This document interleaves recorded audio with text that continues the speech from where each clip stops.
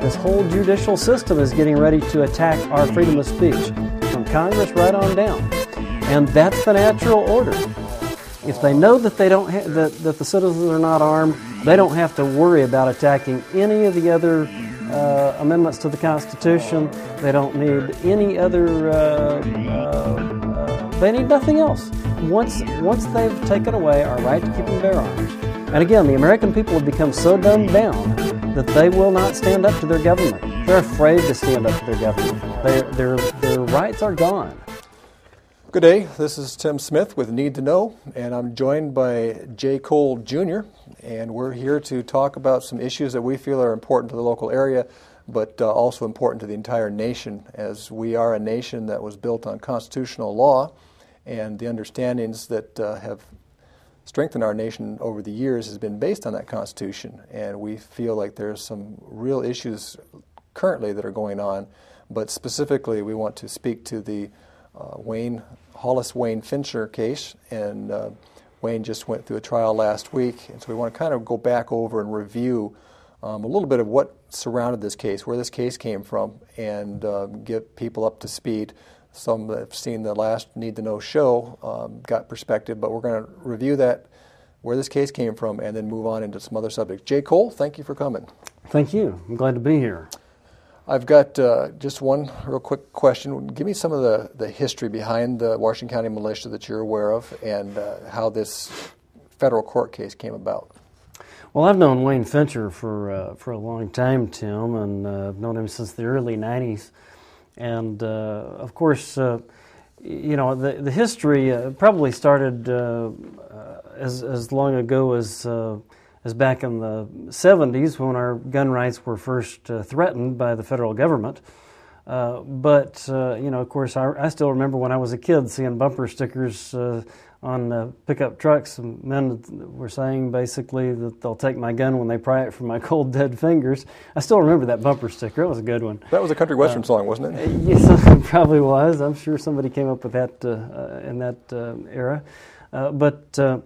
Anyway, in the early 90s, I think is when we all began to realize that we were under attack by the federal government to take away our freedoms by making laws that have nothing to do with the Constitution, and in fact are an attack on the Constitution itself.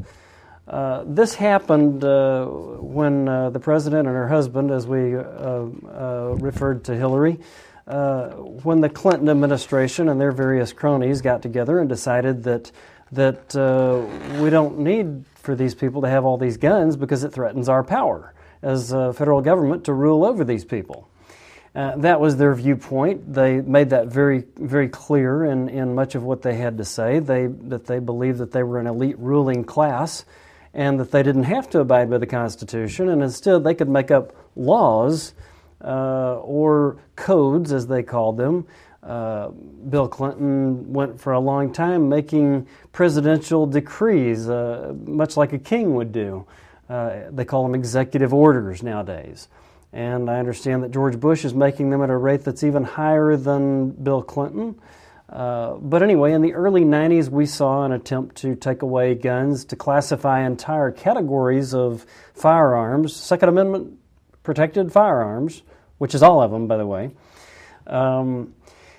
And they made an attempt to classify these as illegal or dangerous or military. And the way they were able to do that is the fact that the public was dumbed down. Okay. The public did not understand. We've had so much freedom for so long that the public has forgotten that the tyranny of government is a real factor.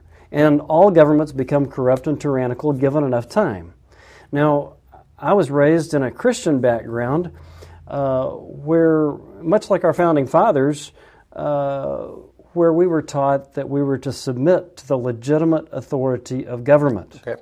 But we, the people, are the government. It's not the occupational people in Washington, D.C., who've arbitrarily decided that they are the ruling elite class and that they should be telling the rest of us what to do. They're not any better than the rest of us, and in most cases, if you look at the news, they're a lot worse. They're involved in all kinds of crime, corruption, and scandals. We see that daily on the news. We cannot trust these people any longer. There was a time, I think, when there was some honor left in our government. I'm afraid those days are waning very rapidly now. So when you look at the system that we have set up here in Arkansas, where the legislature actually formally meets every other year, do you see that as a good thing, or do you see that as a bad thing? They need to be meeting more. Well, it was Mark Twain or Samuel Clemens, I guess, who said, "No man's life, liberty, or property are safe while Congress is in session." So I think we would do well to have very limited government, like our founding fathers intended. If you don't, then they end up trying to justify their existence by making laws, creating edicts, coming up with all kinds of heinous legislation that enslaves the people and makes their life a living hell on earth to attempt to comply with all these regulations. It stifles business. It hurts poor people. It hurts people who can't afford to keep up with all the regulations. If every police officer that we had today knew and was somehow able to enforce, if they knew all the regulations on the books, we had 3,000, I'm told we had 3,000 new laws just in the state of Arkansas last year. I'd like to ask any one of our policemen if they could quote 10 of them, 10 of the new laws. And if they could, would they be capable of enforcing those? Now, if they knew all 3,000 new laws just from last year, not including the thousands and thousands upon thousands of laws in years past, it would take not only a law degree to understand those laws and how they should be enforced, but it would take a mind like a steel trap just to understand and comprehend what all those laws are. And so we've become, as they say, a nation of laws, but lawlessness abounds because people cannot keep up with all those laws. And we saw this in the Wayne Fincher trial. It was real interesting whenever the defense attempted to bring up the constitutional issues here. The judge jumped in and he said, "I would not expect this jury to be able to decide on constitutional issues. I will instruct this jury as to what the law is." And that begs the question, are we even capable of obeying laws if the judge himself says, "It's hard enough for me, and I have hardcore training in the law"? How are we going to expect the average citizen to follow all these laws? And how can Wayne Fincher get justice in a court of law where the judge even has a hard time understanding the law, and he won't simplify it down to just what the Constitution says, so that the jury could look at the Constitution and say, "This is the law." It's not what they pass in Washington, D.C. It's not some code that comes from some British royalty or something like that, or some maritime law. It's none of that. It's not code. It is the Constitution that should be in effect here. And so that's where we run into one of the places that we run into a real problem. We have a patriotic, law-abiding American citizen named Wayne Fincher who has been deprived of life, or basically liberty, property, family, and reputation without due process of law, which would be the Constitution, and a court that upholds the Constitution. He's sitting in jail right now. He was sitting in jail before he had a trial. He's sitting in jail after the trial. He was not presumed innocent until proven guilty. He's still not been proven guilty because the Constitution has not been allowed, and the defense was never allowed to make a case. Anytime the defense would attempt to make a case, the prosecuting attorney would jump up and say, I object. This little gal down there, and then this ATF guy, he'd sit there and make mean, ugly faces at people like he was going to hurt them or something. People in the courtroom. He did to me. He was making mean, ugly faces at me in the courtroom, and the judge did nothing about it. Just let it go on. And so we have not got the government that our founding fathers gave us. It is gone. Our freedoms are all but gone. As soon as the judge got through attacking our right to keep and bear arms, his next comment, the very next comment out of his mouth was, "We don't have total freedom of speech in this country either." Oh, lights better go on, folks. He's getting ready to attack our freedom of speech. This whole judicial system is getting ready to attack our freedom of speech, from Congress right on down. And that's the natural order.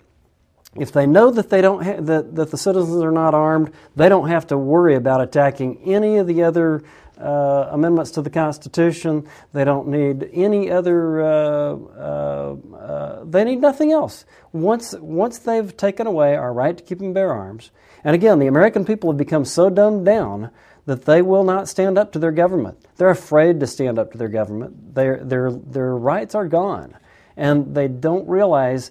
Mark Kornke, who is, by the way, sitting in prison right now for something that he said years ago, he said 12 years ago, he said, folks, when you send your letters to your congressman, he said, they are hearing nothing that we say. I wrote Bob Kerrey a letter when I was in Nebraska years ago about the right to keep and bear arms. That was back in the early 90s. And that was about the assault weapons ban, they called it, you know. He didn't include assault bricks or assault baseball bats or anything like that, but he classified this entire level of semi-automatic weapons as assault weapons. You know, boy, that sounds awful. And I'm sure every mom and every woman on the street thought, "Oh my, we've just got to get rid of these things. That's terrible." And that gave him the ability to continue on. But I wrote this letter to Bob Kerrey, and he was senator at the time. He was senator in Nebraska. You got John Kerry and you got Bob Kerrey, brothers, as I understand it. And he wrote this nice letter back to me that said, I appreciate your concerns, Mr. Cole, but I'm sure you'll understand my position in this matter. Real diplomatic, you know. But what do you say? Mister, we need to take you out of your position as congressman because you have denied your oath of office to uphold the Constitution of the United States of America. That's what needs to be said to these people. But we're to the point now where if we even say something like that, our freedom of speech is gone. They'll accuse you of terroristic threatening. Hate speech. Hate speech, yep. Sure. Yep. And so it is interesting, Tim, to watch a nation in its dying stages. And I hate to say this because I was one of those patriotic people you ever met in your life. I wanted to go in the military very badly. I wanted to serve my country and fight communism. But, you know, we've got more communism in this country right here than the Soviet Union or Russia ever hoped to have. We've got more transfer payments. We've got more atheism. The United States of America is not the same country that our founding fathers gave to us many years ago. It's a very, very different place in terms of freedoms, and they are waning fast, and I don't think people realize how fast. So many people have told me, well, Jay, yeah, I see it going downhill, but it won't happen in my lifetime. Folks, it could happen in less than a week. This nation could be under martial law, and people don't understand that. It's happening, and it will happen. Well, and a sidelight to that, I was out in Los Angeles after the quote-unquote Rodney King riots occurred there in the early 90s, and what a sham that was. But I'll tell you, 30, 40, 50 miles away from that epicenter, if you will, the grocery stores were cleared out. Yeah. All the grocery stores were emptied out, and there was no more food available. Everybody was panicking. And as you look at the actual history behind that, you realize that was a staged event. Mm-hmm. That event could have been shut down by the police. Bob Vernon, the deputy chief out there, had retired, and he came flying back into L.A. when this whole thing was going down, and he said, why aren't you guys implementing the thing that we've practiced for years to respond to a situation like this? Well, the city councilman told us to stand down and told us not to respond. And then when you actually watch where the fires were set and how they were targeted to business owners that wouldn't pay the payola to the local gangs or the local power structure, and so those were the ones that were targeted. And the only people that were able to keep their businesses from being destroyed were the ones that had the weapons.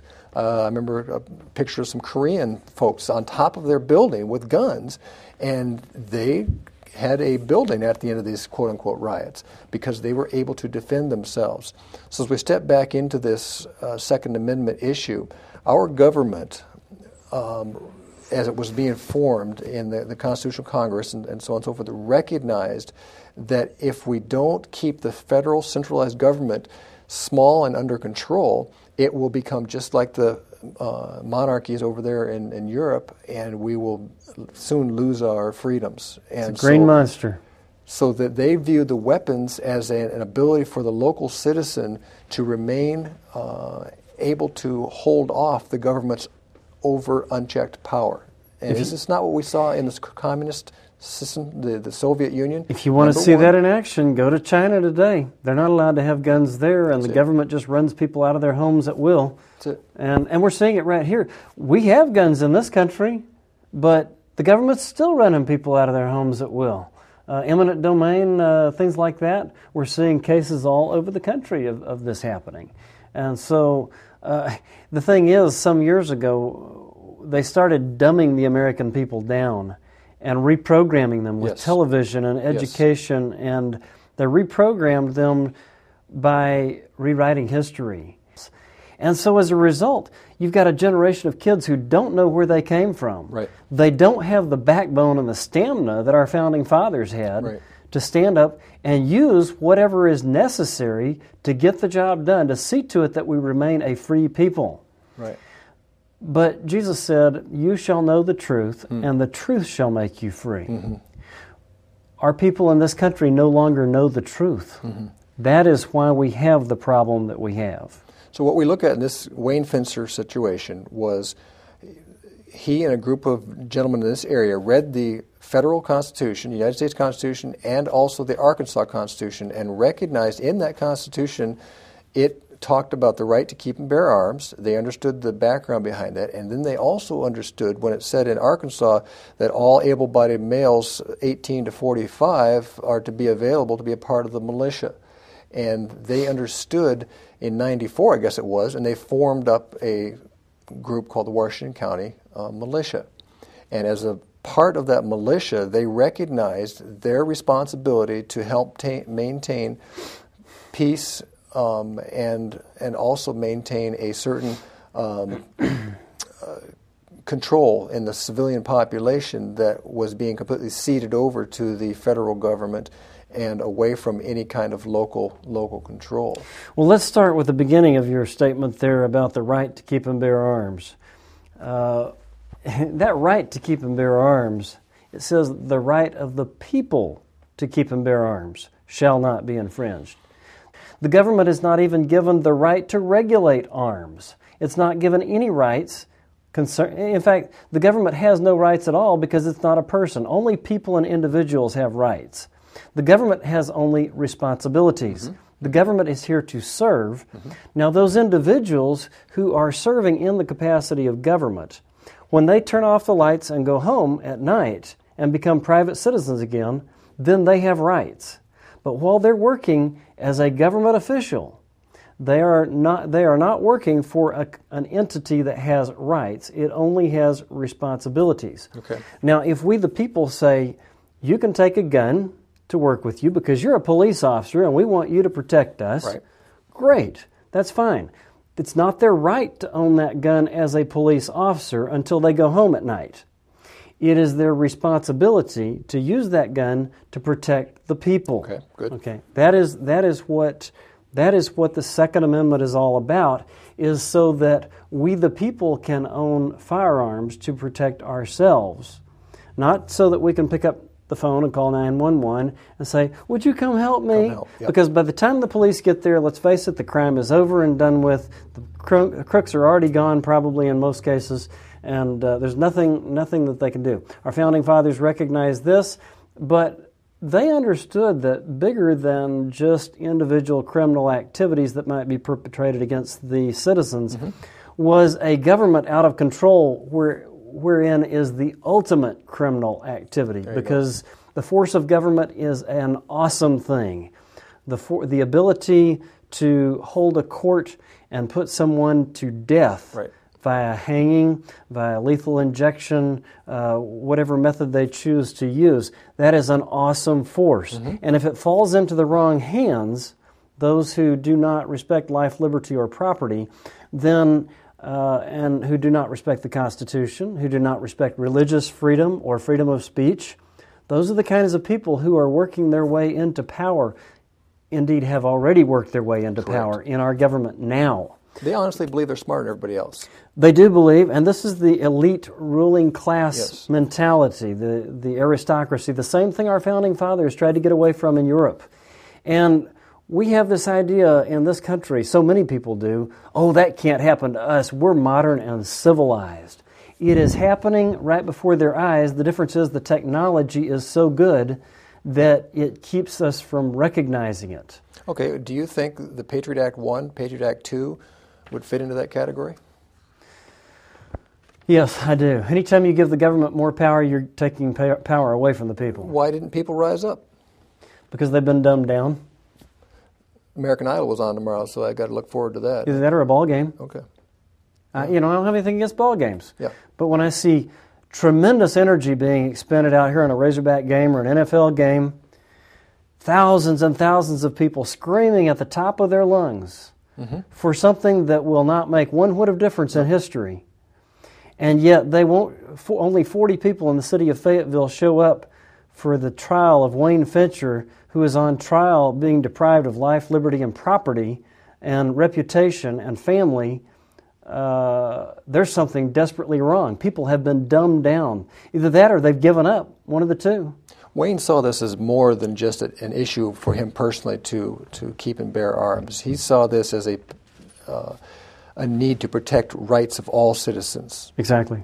Wayne is one of those few individuals who is self-sacrificing enough to say, yes, I care about my country, and I'm willing to go to jail to do it. I'm willing to go to jail for my family members, for those people who are my children and grandchildren, generations to come, just like our founding fathers were willing to do. The difference was, Tim, and I really hate to say this because I know there are still a few good people left in the United States of America. Sure. They're becoming more and more difficult to find. But our founding fathers, they were men of God. Okay. So they were not giving their lives on the battlefield for people who didn't care.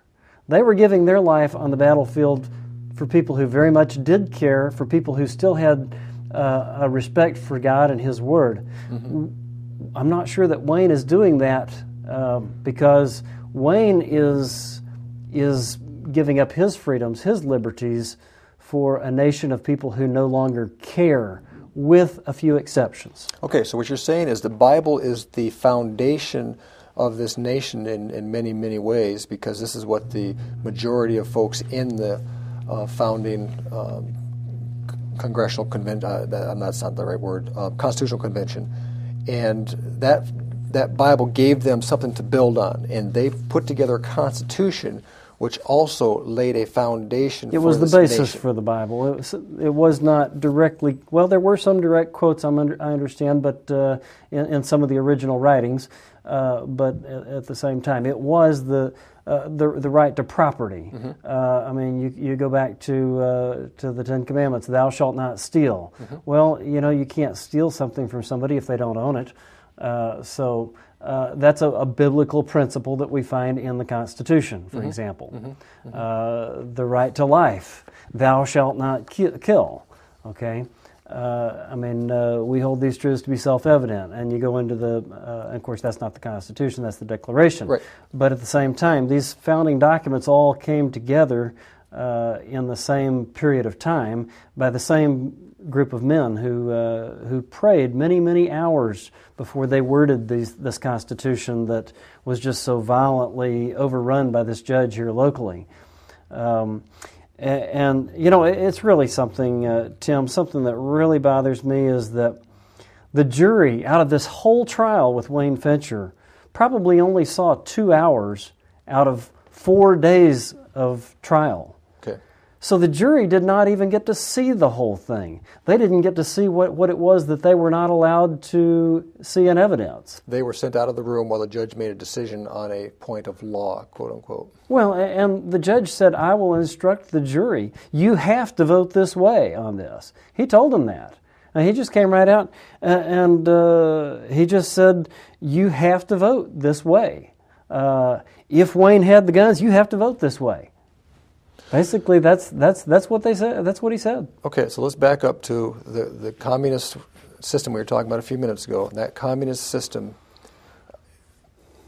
generated so many laws that the people in authority knew that when they wanted to get somebody, they could always get them on something. They could always bring up some kind of a charge. And they could put them in that situation, Siberia, or way away, and you would be lost. You would be gone. So we had some constitutional rights that established what lengths the government could go to, and those things have been slowly removed. So now we have Wayne that's setting up a situation where he is challenging the court's interpretation of the Constitution, and so he is arrested by the local officials, the sheriff's by the department. ATF. Okay, the ATF actually did the arrest? ATF, the FBI, you had a whole bunch of different, you had about 5 different organizations, is my understanding. ATF, FBI, local sheriff, I think the state police were in on it. Yes. There were 4 or 5 different groups that came to his house and pointed a gun at him. And he said, "Don't point that gun at me." And when they went to arrest him, he said, basically he started quoting the Constitution and saying, "You have no right to do this," and they laughed at him. You got them laughing at him while they were arresting him. Might makes right. Mm-hmm. Yeah. Okay, so they arrested him because they served 14 search warrants, I believe it was, on members of the militia. I've personally been out to many of their musters. They meet every Friday night, and then they have special gatherings a couple times a year. Mm-hmm. And so these fellows that were involved with the actual militia, they went and served warrants and went into all these different people's houses. And so Wayne was the only one that was actually charged with a so far a federal so far a federal a federal infringement or infraction of a federal law, and that infraction or that charge against him was what? Well, ultimately it was that he had 2 machine guns and a sawed-off shotgun that was below legal limits on the barrel length. Okay. That's the long and short of it. And of course, he wrote right on the barrels of these guns, Second Amendment invoked on the machine guns, and of course it had serial numbers and things like that he put on there also. I understand they were Israeli-made guns. And they had somehow gone from service in the United States, the 30 caliber machine guns, as I understand it. They were shipped to Israel. They were used for their service life, and then sent back for surplus sale in this country, is what I understand. I don't know about the surplus sale in this country portion, but I do know that at this point, if you get the permit, it's perfectly legal to have a machine gun. If it was made before a certain date or after a certain date, I forget what it is. Made and registered before, was it 88, I think it was? I think that's right, or somewhere in that neighborhood. So there has to be a paper trail, they're saying. You have to have a paper trail in order for that to be legitimate. And you have to pay the tax. And pay the tax. It's $200 tax. Okay. And I'm not sure if that's $200 a year or if that's $200 one time. I don't know. I would imagine it would be just one time, yeah. But anyway, they want to track you. They want to know where those guns are at all times. They're scared of them. And what happened in the Nazi experience? Well, of course, in the Nazi experience, that was Adolf Hitler registered the guns so he'd know where they were, and then he went after them. You know, he had to consolidate his power, and he had to make sure that there was no resistance whatsoever. He was a coward too. I mean, he murdered a lot of innocent people, and didn't act alone either. What's that? Oh no, he did not act alone. You can't act alone in an operation that size, mm-hmm. and the people in our federal government are not acting alone. So, what do you think? What motivates these fellows to trample over somebody's rights, the BATF and such? Why are they motivated to do this? Well, there are some people who just live because they want to have power over somebody else. That's their whole purpose in life. But when you take somebody else's freedoms, what will that do to your freedoms down the line? Well, you know, that's Paul Davis was describing that the other day. He did a very good job of it. When the communists go in to a country and they get people to betray their own country, those people are usually the first ones that get shot or hanged once the communists make their final takeover. And the reason for that is because the communists understand that if someone will betray their own country, they will also betray communism, and they will not have traitors. Right. They will not tolerate that. Okay, so they rolled into Wayne's place, and they discovered that Wayne had a bunch of these Sten guns, which were guns made, designed in pre-World War II, World War II for the British as a very inexpensive weapon that could be relatively mass-produced, and it was very effective. So he was manufacturing some of these guns, putting them together in his as a means to help the militia defend the rights of the people of Arkansas in particular, but Northwest Arkansas in specific.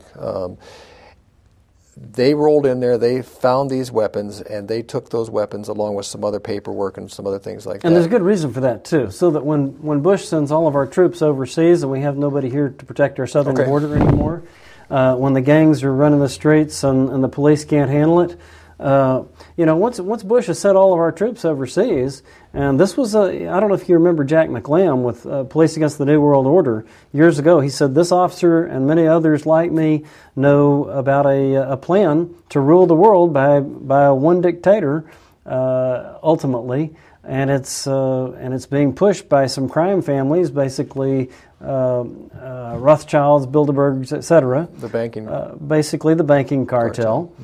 Same people that have been persecuting American citizens for years and trying to tax the daylights out of them, and use fractional banking to basically bankrupt the Americas. Yep.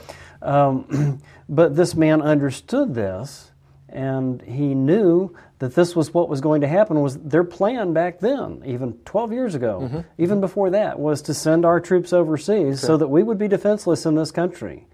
And they were going to bring foreign troops on our soil. In other words, the guy that comes storming through your door with a flashbang may not be with the feds or the ATF. They may be hired as mercenaries from a foreign country to attack our own people. Are you aware that the United States Armed Forces is actually recruiting overseas today? They are indeed. They're recruiting real hard overseas. They are promising, particularly the Mexicans, if you sign up, we will give you a green card, we'll give you, and you do your time. No questions asked. I heard one just spend your time in the military. Saying, my grandson's over there in Iraq, and he's the only one in his group that speaks fluent English. Yeah, I've heard that. That just blows my mind. So Wayne had the idea, and this group of men, it wasn't just him alone, had this idea to be out in the open talking about what our Constitution as an Arkansas resident means, and the need to defend that, and the need to uphold what the Constitution says. And so they formed the militia, and then in 2002, I understand they sent out some documents to the BATF, the governor, the sheriffs, and let them all know what they were about, who they were as a militia, and they had a certified mail. That certified mail was such that it would come back to them if the people received it, which it did. So everybody that they sent copies out to received it. And so then 8 months ago, Wayne was featured in a front-page story about the militia, and he had one of the Sten guns, one of the machine guns, which is a very small 9mm. It's not a big 50 caliber or anything like that. It's small. But regardless, he was on the front page of the paper. So he's out in the open. He's not running around in the hills in the back running moonshine. He's out in the open saying this is to protect the citizens of Northwest Arkansas and Arkansas in general. Exactly. So they storm in there. Just like Waco. Okay. The only problem is they didn't get a fire started in the building, and so they didn't get to destroy all the people. So he heads off to jail. He spends 2 months in jail, and then he comes up to trial. The weekend before the trial, there was a insursi in limine or something like that. There was a request by the prosecution or the government to restrict what could be brought forward at the trial. All right. So Oscar is... in other words, they're going to make him fight with his hands tied behind his back. Correct. And a gag in his mouth. Correct. So Oscar responded to that. So on Tuesday, I guess it was, we sat in the court and we heard the arguments against and for that. And basically, what were those arguments? Do you recall? The constitutionality question, the judge was asked to rule on whether he would allow... Well, no, that was Tuesday morning. Yeah. Right. That was Tuesday morning. That was the very preliminary, before the jury had even been picked. Correct. And basically he said, no, the Constitution cannot be brought up. He said, I am obliged or obligated as the judge in this court to do and follow the precedent set by other courts, which in itself is an act of treason, and the reason is because he took an oath to uphold the Constitution. He did not take an oath, at least not that I know of, to uphold the decisions of other courts. And that's the whole purpose of having a court. If he has not got the authority to uphold the Constitution, why do we need his court, and why does he have a job? Again, the Constitution is the bedrock, and if you've piled all this stuff on top of it, you can get pretty far out of plumb up on top. But so true. If you keep coming back to the bedrock, but instead we have piled law upon law upon law. Tim, it was a kangaroo court from beginning to end. You look at the fact not only that the evidence was suppressed, but look who's paying these people. It's like dealing with the mafia. You've got the federal government who's paying the prosecutor. The federal government pays the judge. The federal government pays the U.S. Marshals who stand there and make sure that all rise when the judge comes walking in. You've got the federal government who pays the witnesses from the ATF. And last of all, you've got the federal government paying the jury itself to take time off from work and come and be part of that court. Now, how on earth are you going to get justice when the federal government is the prosecutor, the judge, the jury, the marshals, the whole 9 yards? You're not going to get justice. That was a kangaroo court, and they did not allow any of the arguments, and they certainly did not allow the Constitution, which they are sworn to uphold. We should have impeachment proceedings for this judge, and if that's not good enough, we need to move on to the next judge. But he said that he would not allow those constitutional arguments before the jury. He did. Because the jury does not rule on constitutional issues. But I'm trying to figure out what informs the jury about how they're supposed to look at what is law. And he said, I will instruct the jury as to what the law is. That was his statement. Okay. He said, he told Stilley, he said, the defense attorney, he told him, he said, I do not want you bringing this up, and I will not hear it again. I will not hear of this again. And then this little prosecutor gal who thought she was really something, blonde-haired girl, she'd get up and say, I object. Anytime Oscar Stilley, the defense attorney, even attempted to move out of the realm of anything that would look like Wayne was guilty. So in your mind, the judge was saying, do you have a machine gun? The answer is yes. Yeah. Do you have a machine gun? Is it registered? The answer is no. Okay, you have a machine gun that's unregistered, and therefore it is illegal.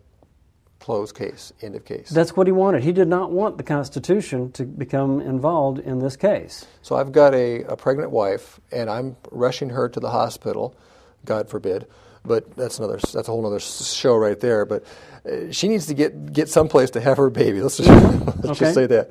And I'm pulled over by a police officer. Police officer says, you're speeding. Well, yes, sir, I am speeding, but I have this emergency. I need to get this taken care of. Well, you have to have a ticket. So he writes me a ticket. I go before the judge, and the judge says, were you speeding? I say, yes, sir. He says, fine. And he's done. He won't listen to any extenuating circumstance. He won't listen to understand why. And this was not even extenuating circumstance. This was a basic human right by birthright, the right to keep and bear arms, period.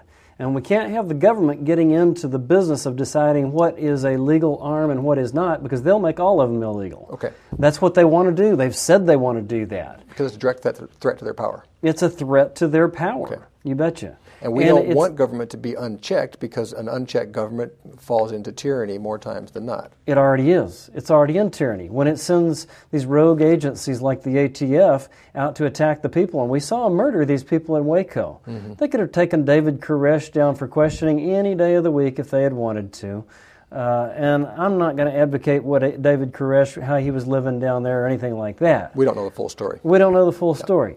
But we do know that the ATF murdered 70 or 80 people there, women and children included.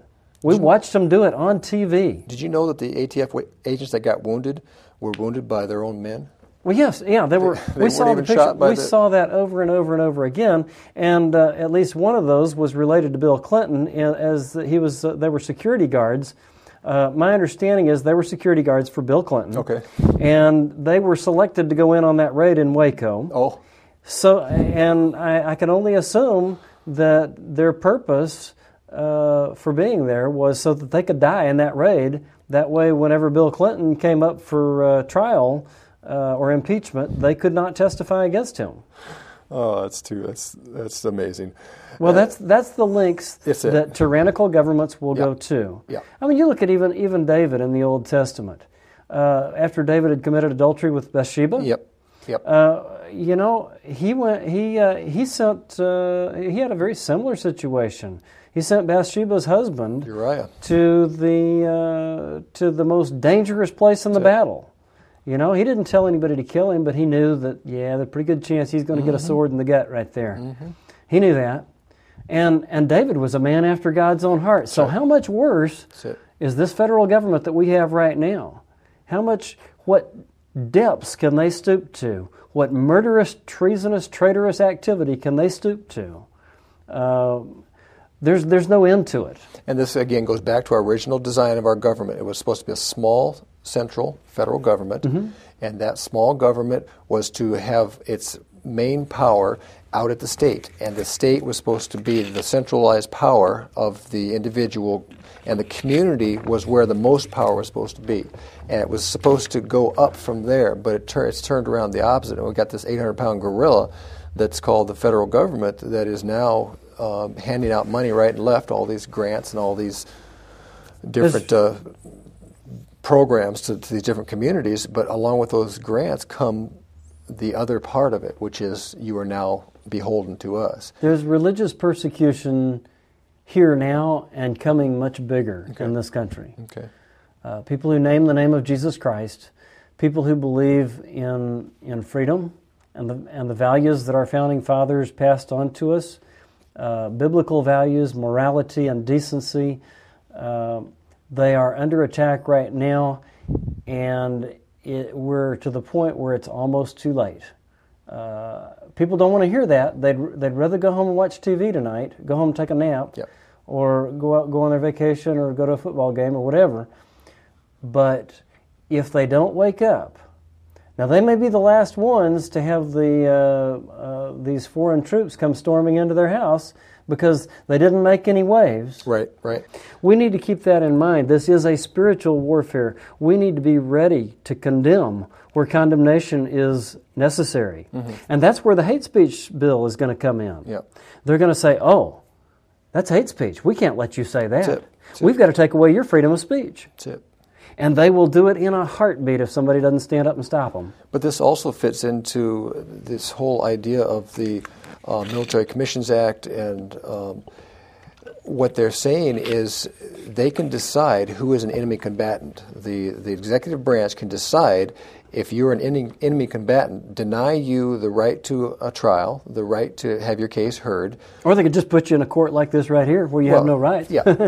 They hold all the cards. Yeah. Kangaroo court. But the point is if we are not allowed that opportunity to have our grievances redressed by the government, we're hauled away, and we don't have a right to talk about what our troubles are, what our concerns are, and the government just says, no, you do it our way or no way at all. But you know, the government's going to do the same thing to these ATF agents that these ATF agents did to Wayne. They'll just hire somebody else to watch these ATF agents, especially if they learn a little something, and they did learn a little something from this trial. Oscar Skilly had him on the ropes. He asked them, "Do you know what the Second Amendment says?" And their answer was, "Duh." You know, something about the right to keep and bear arms or something like that.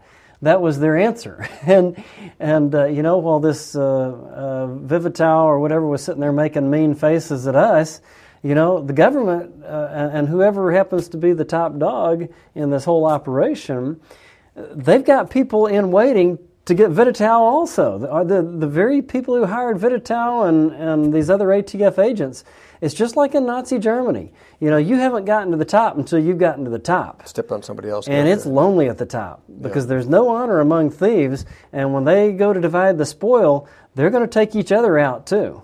So what we saw happening in that trial, let's go down this real quick. the actual trial itself, the judge refused to allow any kind of a constitutional argument because he said those are things that have been decided already at the court, at the federal court level. And Oscar Stilley said, no, actually they have not been specifically decided in this situation here. And the judge refused to provide that evidence. Okay. It was an assumption. Okay. It was an assumption based on something he read in some court case somewhere, because he wasn't man enough to stand up for the Constitution. He'd rather read what somebody else said in another opinion and say, "Oh well, we'll just pass it off on them. I can't go by the Constitution. I've got to go by somebody else's opinion." Right. So it became just a narrow question that the jurors were allowed to look at, and that was, do you have machine guns, and are your machine guns registered? And the answer was that was no. the question. Yeah. And so this gentleman did not have a chance to provide a defense for his actions. It was just, no, you've done wrong, and we don't want to hear why you've done what you think is right, but it's wrong. Why should that concern the average American? Well, I don't know that it does concern the average American, just from what I saw. Nobody seemed to be concerned. Nobody was down there for the trial. They don't seem to care, from what I can tell. They don't understand. It's like the old adage of the man who said, he went up to his friend. He said, the two biggest problems we have in this country are ignorance and apathy. To which he answered, you know what? I don't know and I don't care. We live in a nation of people who don't know and don't care, and they are willfully ignorant, and they won't care until the night somebody busts down their door to take away whatever it is they have, to throw them into prison. And let me tell you, I'm told there are 800 prisons right now in this country that are actively staffed and empty, ready to take American citizens and put them in those prison camps. FEMA camps, FEMA camps. Emergency and of course, management. FEMA was never designed to protect the people in an emergency. It was designed to protect the government from the people, and it was designed to keep people from helping one another in a national emergency, just as we saw in New Orleans. That's it. And people are operating under this illusion, and they have been operating under this illusion for so long that we have a federal government that's there to help us. Right. Let me tell you, folks, they're there to take our money, and they're there to fulfill a New World Order agenda.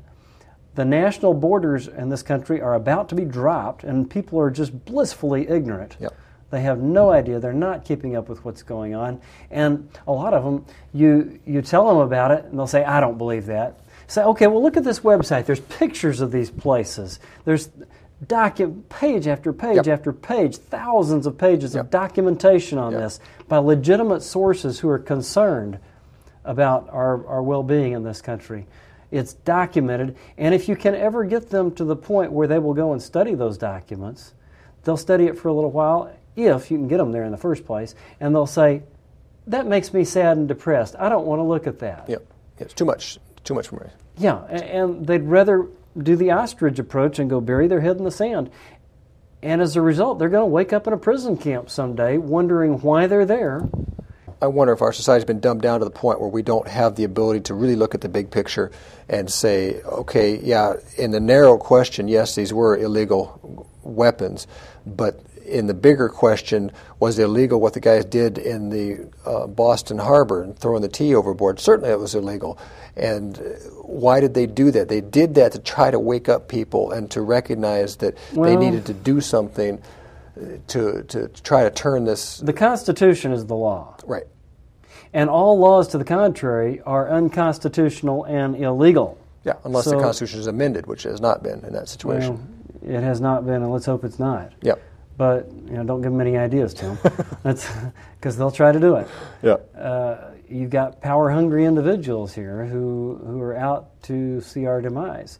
And don't get me wrong, the United States of America has a lot to pay for. You can't kill 50 million unborn children, and who knows how many more that have been born that were killed immediately after, or stabbed, or many of them survive, actually.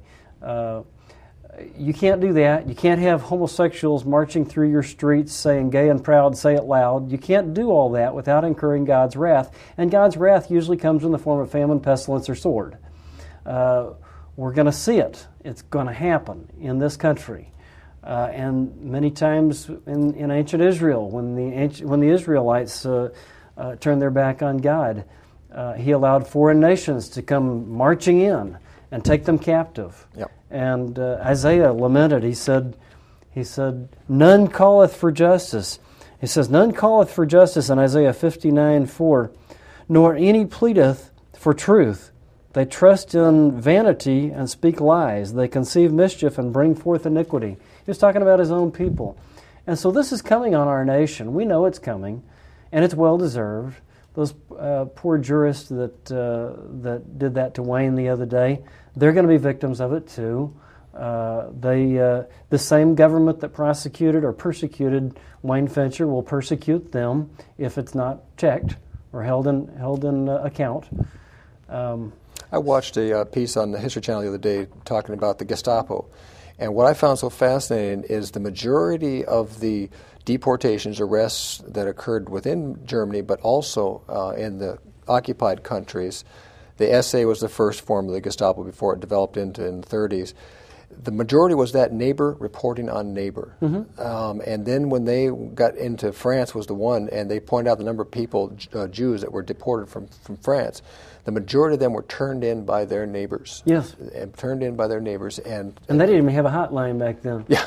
Yeah, exactly. So it will come back on you, but it's just that this idea that we have to be aware of the direction our country is headed. And I liked Hendren, the judge, is a very personable character, and I enjoyed how he tried to keep the court not so stern and gruff, but at the same time, it's a serious matter. I was very concerned about these basic understandings of what it means to be an American.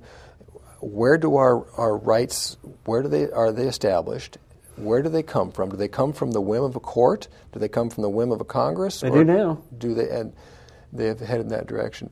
Tell me about your impression. What was your feeling when the judge dismissed the jury for the day and then started talking about the evidence that would be available for the jury to deliberate on, so they could have that in their presence when they deliberate the next day? And the judge spent, I'd say, a good 10 minutes talking about how he was so afraid of those guns being together with the ammunition in that jury room, and he was afraid the jurors somebody might get hurt over there. Well, now I understood him to say in the courtroom. That was my understanding of it. No, it was a jury. He was referring to when the jurors had access to the evidence. Okay. I personally just got so upset with that because it was as if the judge was saying these are little children that don't have the wisdom not to put the bullets in the guns and test them out. Well, the judge may have something there, Tim, because they convicted Wayne. If they can't think any further than that, then they probably wouldn't think well enough to know not to load a 30 caliber machine gun with a belt of ammunition. Okay. If they can't think any further than that, if they can't think past the foolishness that this courtroom threw at them, then I wouldn't trust him with a gun either. Where do we go from here? What do you see? What is this trial indicative of in your mind? We've kind of covered probably that pretty well, but where are we headed if this continues? Well, it's the same struggle that our founding fathers had to fight, only right now it's not a physical battle. Typically, if we refuse to fight the spiritual battle, at some point in time, we'll be removed and it'll become a physical battle. Okay. It will. It has throughout history. There's always been a struggle for power throughout history. Freedom is something that happens only for very small moments in time throughout history. Most of man's history is one of slavery and oppression. Okay. Most of history is that way. And we are headed back to that now. As the Bible says, doth the crown endure to every generation? It does not. That's the obvious answer. The crown does not endure to every generation, and freedom is a very fleeting prospect in this lifetime on this planet. So this is our opportunity to recognize, number one, that we cannot have our hope and trust that we'll get justice before the courts, and that governments are going to provide us with the safety and security that we desire. Our nation only has freedom in Jesus Christ. If it does not turn back to Jesus Christ as the creator of the universe, the giver of laws, the conscience of the nation, if it falls for some false Messiah, somebody who claims to be Jesus Christ who really is not, somebody who's walking around us in the flesh claiming to be Jesus Christ, or if it worships itself as God, we will go into slavery. We have gone into slavery. We're there now. Only it's going to it's like the old hog killing adage. It's all over but the kicking and the screaming. We're there now. We're in check, if not checkmate, at this point on the chessboard. Our nation still has a chance to repent. I don't see it happening. I see many people saying it needs to happen. I'm looking for the return of the Lord. My hope is in the Lord. There is no other hope. Everything from here on out, right up until the 7-year tribulation, when the Antichrist sits in the temple proclaiming himself to be God, he may come along and say, "I am Jesus Christ." He may say that. I don't know. But if he does, and we know that he's going to claim to be God, and we know that the whole world is going to follow after him because his deception will be great. His deception will be beyond imagination. But if that happens in the near future, it's going to be a very oppressive nation to live in, and there's not going to be any place to hide, not any place on planet Earth. You won't be able to.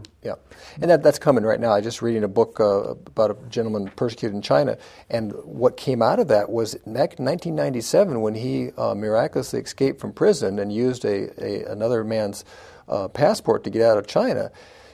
The Lord told him, "Don't say anything. Just say what I want you to say. I'll tell you what to say. Otherwise, don't speak." And when he escaped out of there, he didn't say a word to these people when they were trying to challenge him. A fellow from over there in Europe, I think it was Finland or something, said, "You know what? It's a good thing you didn't say anything because we installed voice recognition software at all the airport gates all over China." This was back in 1997, so they could have recognized him based on his voice that they had recorded when he was preaching the gospel in different churches. The technology now is unbelievable. So, we're 10 years later, so you know that technology is that much better. So if our hope is in staying safe, is in staying prosperous, if our hope is in those things, we're going to be disappointed. But are there things that are worth standing up for? Yes, there are. And your money can't save you. Your government can't save you. Only Jesus Christ can save you. Only those who put their trust in the Lord. And, that doesn't mean that you're going to escape the sword or the gun or whatever just because you put your trust in the Lord. He knows how to deliver the righteous out of trouble. But, it may be that death is his way of taking us out of this trouble. But we have to be willing to stand up for the truth, and we have to be willing to... just like that captain in the storm. But we also have to be able to point our children and other people to the truth and be able to encourage them that we're not hopeless. We're not left without hope. No, we are not. There is wonderful hope, and that hope is in Jesus Christ. We have wonderful hope in Jesus Christ. And if we're not in this word right here, if we're not following that, then we have no guidance. No bedrock. There is no guidance. We only have the opinions of men, the opinions of judges, the opinions of politicians, the opinions of corrupt courts. And they change with the wind. They change daily. It's been said, anybody who likes law or sausage should not watch either one in the process of being made. So, but no, that's where we're at. Our nation needs to get on its knees before God, but unfortunately, I'm not seeing that repentance. Well, I personally see it in my own life that's the need. The need has got to start with me, and I can't spend all this time worrying about everybody else. I've got to spend more time drawing into the Lord's presence, and that is personal repentance and personally recognizing where I have fallen short, and then allowing the Lord to lead me into the paths that He would have me to go. So I would like to say thank you to Mr. J. Cole, Jr., and appreciate his effort coming down here to Need to Know and our Free Wayne, the second edition of this topic and conversation. But we just thought this is something you needed to know. We look at different issues and we seek out for answers. And if you have any questions or comments, please be sure to email us Any thoughts on this issue or other issues, please let us know, and we'd be glad to address those in future programs.